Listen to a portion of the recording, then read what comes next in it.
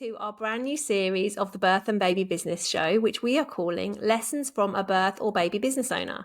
And we'll be speaking to those who are in or who have been in the birth or baby business and ask them questions that you would like to know the answers to on how they got to where they are today in their business. My name's Anna, and I am one half of Baba Business, which is the Birth and Baby Business Academy. And my name is Liz, and I'm the other half of Baba Business, the community membership for birth and baby business owners. And today we have the pleasure of interviewing Marli Klaus here. So let me tell you a little bit about Marli. So Marli is a pediatric sleep consultant, a mum of 3, and owner of the Cradle Coach and the Cradle Coach Academy. After a 13-year career in corporate human resources and retail leadership, she realized that there had to be more to life than hustling from promotion to promotion and living to work versus working to live. Very relatable. She found herself spending less and less time with the people who were more important to her, or most important to her, and decided it was time for a change. She became a sleep consultant and grew her business quickly, leaving her corporate job 7 months later. Wow. In 2023, she had the opportunity to take over as the leader at the Cradle Coach and the Cradle Coach Academy, and is now helping women discover their passion and change their lives. Wow, that sounds amazing. So, Marli, I would love for you to start by telling us a little bit of a summary of your life in business so far. We want to know more. Yeah, so it's been a really fun journey, and I have to say, like, of course there's been a lot of stress thrown in there too, because we know as business owners there's a lot of ups and downs, and there's a lot of, the roller coaster where you feel like you're on the top of the world one moment and then the next day you're like, I need to burn it all down. So there's been a lot of that, but I would say for the most part it has been really fun and it has been really life-changing.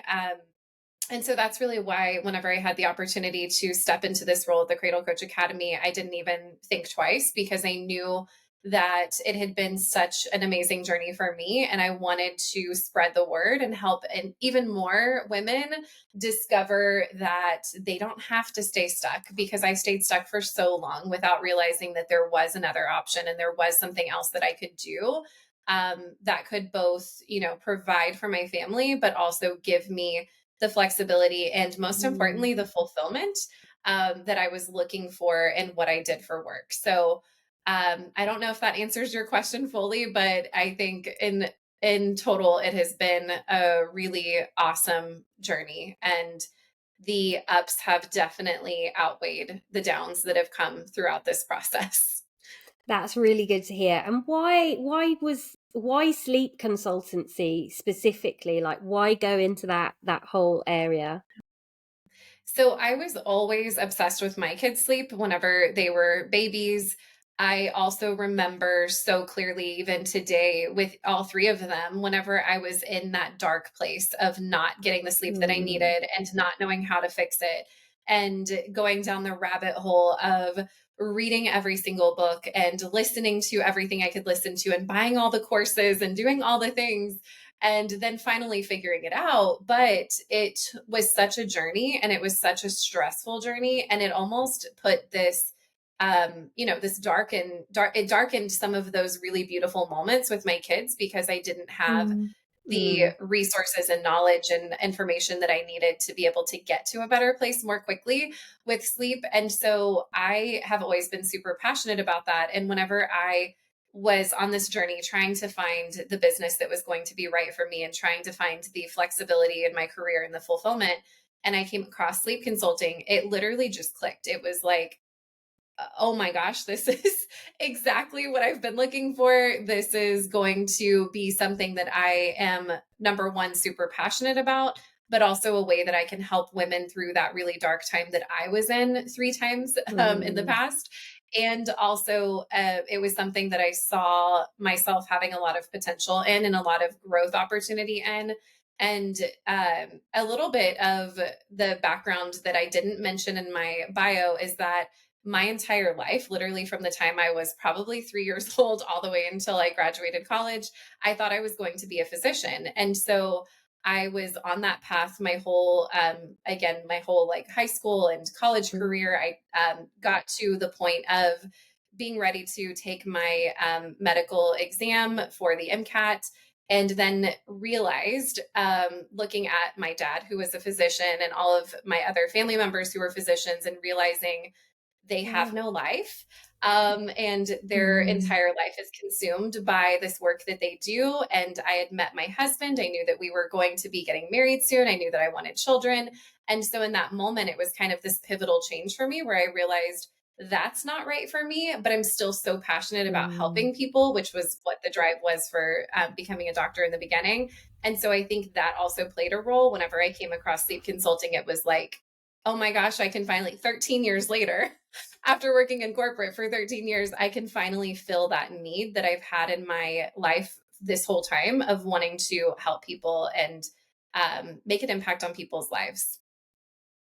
Amazing. Wow, Oh, that's I love amazing. I that. can't believe that. It's what a big decision to make as well. It must have been, I mean, perhaps it wasn't a hard decision at the time, but when you've been on like a pathway for so long, especially if your family members have got that, well, they might have an expectation, or even if they don't, you had that expectation of yourself that that's what you were going to do. And then to get to that point where thank goodness you realized when you did, because otherwise, you know, Yeah.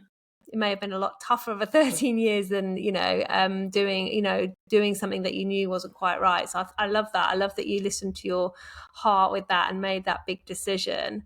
And then with the sleep consultancy, was that did the business opportunity come up straight away, or was it something that you sort of trained in first to help parents, or did you go straight into the training the trainers, if you like? Yeah, so I initially became a sleep consultant and was building my own business as a sleep consultant before I had the opportunity to step into the role at the Cradle Coach Academy. So I went into my original sleep consultant certification knowing I wanted to launch a business. I wanted this business to be greatly successful, and I wanted to be able to leave my 8 to 5 job. And so that was the goal that I had in mind from the very beginning. I never at that point saw in the future that I would be in the position that I am now. That just wasn't even something that I thought about or realized could be a possibility.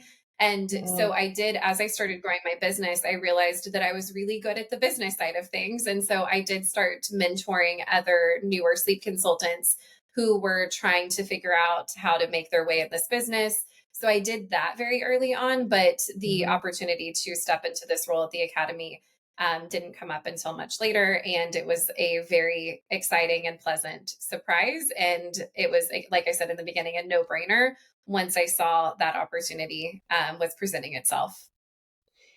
That's amazing, and it really kind of mirrors my own experience. So actually, both Anna and I have gone from teaching parents to transitioning into training professionals. So we get all that as well. And still, doing a bit of both here and there, probably like yourself as well. Yeah. So that's really interesting. It's almost like you can't let go of the thing that you started with, because that's what kind of begins the passion, isn't it? And then there's a different type of passion when you're passing it on to other people to, have the expertise and create their own businesses. But then also how you kind of, you became the leader of this, this already established, I assume, business, which is what happened to me as well. So I became the manager of the Calm Birth School, which is my other business, and I was doing various different things. I wrote a training program. I was like managing the instructors and all of that stuff, and then transitioned into buying it and becoming the owner. So it's quite a similar experience and journey, and I think it's that also like has its own challenges. Because how did you feel about stepping into the leadership role of a company that was already established and already, had a previous leader? How did you find that sort of transition? Yeah, so I would say I had mixed feelings for sure. I was very, very excited, obviously, or I wouldn't have done it. Yeah. But at the same time, Melissa Perry is the founder and creator of the Cradle Coach and Cradle Coach Academy. She had been there from the very beginning. Yeah. She had very strong relationships with the students and with a lot of our clients now in the sleep consulting side at the Cradle Coach. And so that was intimidating for sure in the beginning. I was thinking through, like, what are they going to think of me? And nobody knew that this was coming. So, and they didn't know me. I wasn't part of the business in any way, shape, or form before I stepped in as the leader. And so there were, of course, those thoughts that were going through my brain. But at the same time, I had so much experience doing just this, but in different ways. In my retail career, I worked at Target for 8 years. I took over new stores on an almost yearly or at least every 18 months basis. And so I would have to step into that role on a regular basis where I would come in. They had no idea who I was. I had to gain their trust, establish credibility, get to know them, show them that I was there to help them and support them. And then I continued to do that in my HR career as well. Whenever I would step into new areas of responsibility and have to, again, build those relationships and build that credibility. And so I was very used to doing that just in a different capacity. And so I definitely had that experience and knowledge that I could lean back on and be able to transition into this role effectively. And it's been amazing. Everybody has been so welcoming, and they've seen the passion that I have for this, and they've seen how much I put into it and how I show up for them, because they are really who I'm here for and who I want to support, and their success is my success. And I think they know that and see that. So it has been a really, like, the best experience I could ask for.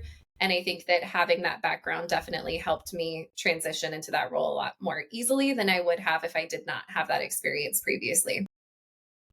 Brilliant. That's such a good lesson, isn't it? I say this to my students who are going into teaching breastfeeding support so often. It's like, where are your, they're so scared because they see this as a completely new life, something completely different to what they've done before.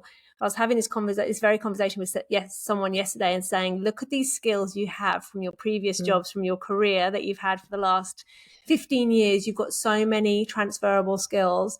So rather than worrying about all the new things you have to learn and have to do, think about the things you can do and you're great at first, and to build your confidence, because there is always stuff, no matter what you've been doing as a previous job, as far as I'm concerned, there's going to be always something that's transferable that's going to help you in running a business in the birth and baby world. Definitely. Even as moms, right? Like, even if it's a stay-at-home mom who decided they want to follow this passion, as moms, like, we are running a huge corporation basically within our family and within our household. And so I think there's so many things that we don't give ourselves credit for, and don't realize that we have so much to offer when we're thinking like, oh, well, I've just been a stay-at-home mom. Like, what do you mean you've just been a stay-at-home mom? That's a huge responsibility. And so, yeah, I totally agree. There's so many things that are transferable that we wouldn't always think about as being that way. Definitely. Yeah, I agree. We're not always good at about being kind about ourselves or tooting our own horns, as we say. I'd love to know, Marli, is there anything in this sort of transition and your time in the birth and baby world so far that you wish you'd done differently? I think from the very beginning, and even now it's a struggle. Every once in a while I'll catch myself in this mindset, but I think the biggest thing is just patience, having patience. And I think everybody can probably relate to that. You come out of whatever training you went through and you're expecting things to just, like, take off from day one. And you're like, I'm posting on Instagram. Why are people not hiring me? Or I had one conversation with a mom. Why did she not hire me? And so I think that's the biggest thing, that thinking back on my whole journey, I wish I had had more patience. And I wish that I think that lack of patience sometimes leads to shiny object syndrome, where we're just like, well, maybe that's going to work. Maybe that's going to work. Maybe this is the right thing. Or, like, we get ourselves in this position where it feels like everything is important. And we feel like, if I'm not doing this, I'm not going to find clients, but then I also need to be doing this and this and this. And that creates this kind of spiral for us, where if we're not focusing on any one thing, we're not doing any of these things well. And therefore, it's going to slow us down versus what we're hoping it's going to do with propelling us forward. And so that's the biggest thing for me, is just looking back. I wish that I had slowed down a little bit and really identified in the very beginning, like, what is most important, and honed in and focused in on that first before moving on to all of these other things. I think I would have found success even faster if I had done that. So, yeah, I think that's the biggest thing that I can think of right now. Yeah, Sounds really I good. totally Yeah. agree with you. Yeah. Yeah, I think it's just so often when something's not working, we'll just, rather than try it a different way, like try sharing something a different way, or try talking about our service a different way, or going or reaching out to more people that can help us build our audience, we'll decide that that's not the thing and we'll go and try something else. But then of course you're starting back at the beginning, and you have that really exciting creative phase where it's really fun and you're like, this is going to be great, everyone's going to love it, and then you still have to go through the same process of finding that there's, you just have to keep, it's trial and error, isn't it? Keep trying things, keep at it, especially when you really believe in something, like when you're sure it's the right thing, then it, it is. It's just sometimes it takes time to learn how to market, sell, um grow your audience, all of those things. Yeah, I think when we're so motivated by our businesses or our cause or whatever it is that we're, really wanting to pass on to people, it can be hard to have that patience, can't it? It can be really difficult to um, really kind of trust that it's there for you, that it's coming, it's this success is going to be yours. So it kind of makes me think about what what kind of mindset practices do you do, like how do you support your own well-being as you develop as a business owner? Yeah, so I would say the biggest thing that has been a game changer for me, and that I know probably would have been in my corporate career too, has been exercise. And I know that might sound really like silly, and everybody knows exercise is good for you and it's good for your mental health and all of these things, but when I was still in my corporate job, I had no time.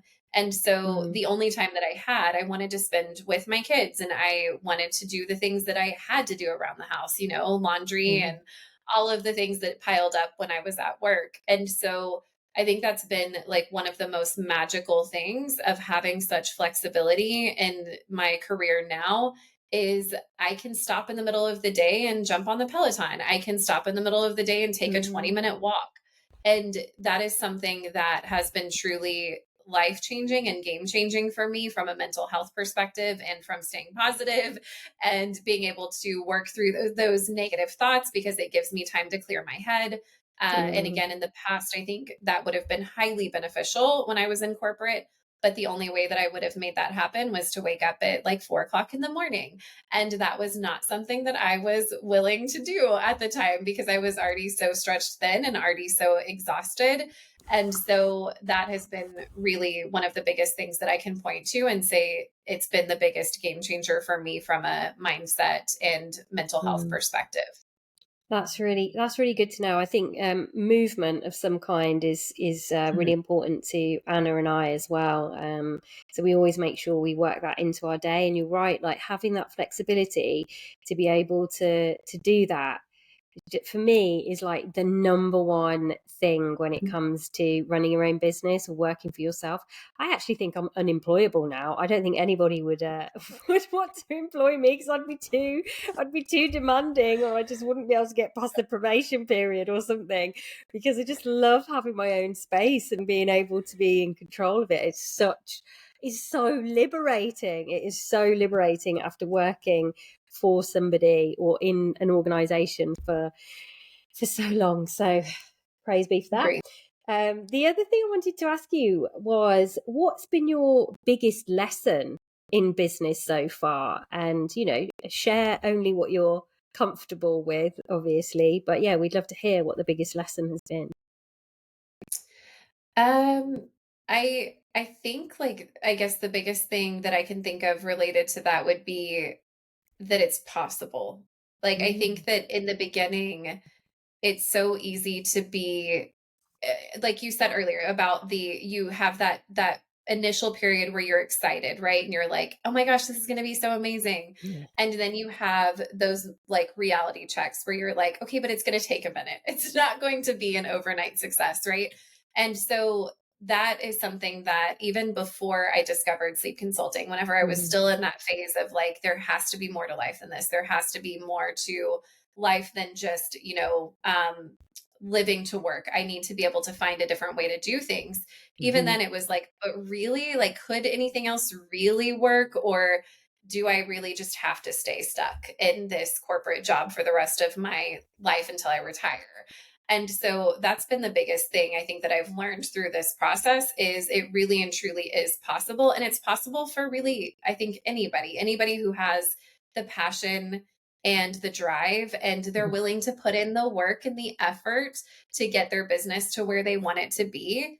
It is possible. And that has been a really great lesson to learn. And it's been really fun helping other women discover that for themselves and see the possibility and then work towards that and be able to make that part of their life. Yeah, I love that. That's amazing, isn't it? I think it's so true. And I think as well as women and often as mothers as well, we don't necessarily believe in ourselves as much as some other people might. And I know particularly as women, like we experience imposter syndrome more. Obviously we have the wage gap and things like that. So I think it is often tougher for women to get into that business space. Stand there, talk about what they do, promote themselves. And even, we were talking earlier about, being visible, taking up space, being an authority. It can feel like quite a big leap for people. But I love the word possible because that doesn't sound scary. I think sometimes that this is going to happen. I'm going to make it happen. I'm going to, earn whatever the amount is. I'm going to, but that word possibility, it's almost like, this is possible. It's that belief and it's that trust that you were talking about earlier. And I think that is a great first step into the knowing that it's going to happen. Do you know what I mean? So I really like that. Yeah.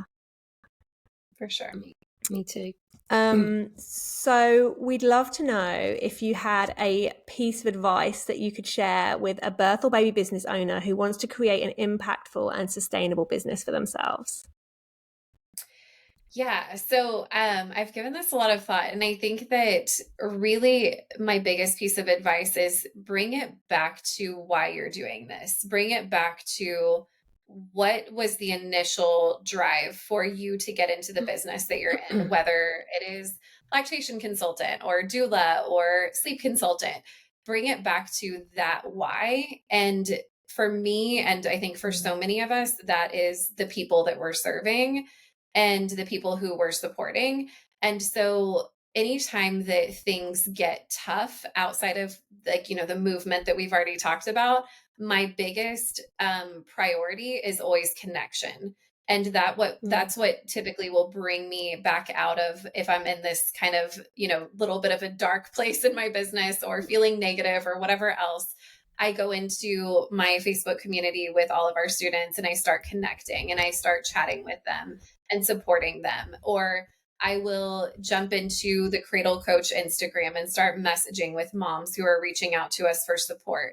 And that's always what brings me back to life and brings me back to the why and the realization and the just remembering why I'm here and what I'm doing and why it's important and how much I love it and how much I'm passionate about it and everything like that. So I think that's the thing that I would tell anybody who is going through creating a business or even further into their business. If you're having those moments where you're questioning things and you're having those moments where you're not sure, getting to that place where you're just back in the connection and back in the having conversations and serving people and being able to help somebody's day get a little bit better. That's always a way to help you get your day to a better place as well. Yeah, I really love that. Thank you for sharing that, Marli. Yeah, amazing. Really, really lovely. Really resonated with me. And so simple yet so impactful, because we get into this kind of work, whatever work we do within the birth or baby world, and it is all about those parents, families, babies, mums, whoever it is that we're directly working with, and just like reconnecting and thinking about your why is incredibly powerful. So thank you so much for sharing that. Marli, we'd love you to tell everybody how and where they can connect with you, what you can offer them, where they can experience a bit more of yourself and the Cradle Coach and Cradle Coach Academy. Yeah, for sure. So on Instagram is where we are most active. So on Instagram, it's the Cradle Coach and then the Cradle Coach Academy. Pretty simple and straightforward. And then we have a lot of freebies and opportunities to learn more about what we do in both sides of the business. We have a workshop that is all about learning more about sleep consulting and whether this is the right business for you and how you can find success in sleep consulting. And everything that we offer is accessible in both of those places on Instagram. And then our website is exactly the same as Instagram. It's just thecradlecoach.com and thecradlecoachacademy.com. Brilliant. That's great. We'll make sure that all of that is in the show notes. So if you have enjoyed listening to our conversation with Marli, then please let us know. Let us know if you're watching it on YouTube. Drop a comment, leave a review on our podcast. Make sure that you're following us as well. And also make sure that you go and give Marli a follow and let her know how much you enjoyed the podcast as well. Thanks for listening. Thanks. Bye. Thank you.